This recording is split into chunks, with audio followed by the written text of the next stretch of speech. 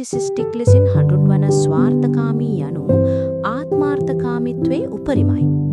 අපට සමාජයේදී මෙවැනි එක පුද්ගලයෙකු හෝ හමු වී තිබෙනු නොඅනුමානයි.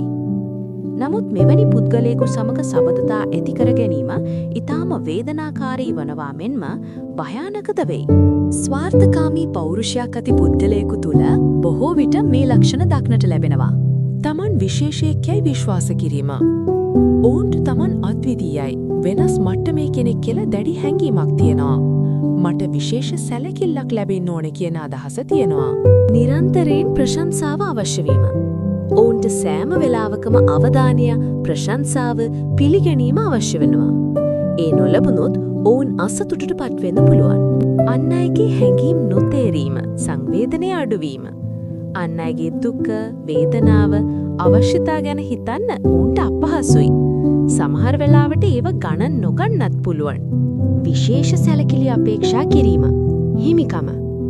නීති හෝ නියමයන් තමන්ට අදාළ නැතිව වගේ හැසිරෙනවා. මට වෙනම වාසියක් ලැබෙන්න ඕනි කියලා බලාපොරොත්තු වෙනවා. අන් අය භාවිතා කිරීම. පුද්ගලික වාසියක් සඳහා අන් අය භාවිතා කරන හැසිරීම් දක්නට ලැබෙනවා. එය උපාමාරු සහිත විය හැකියි. ඊර්ෂ්‍යාව.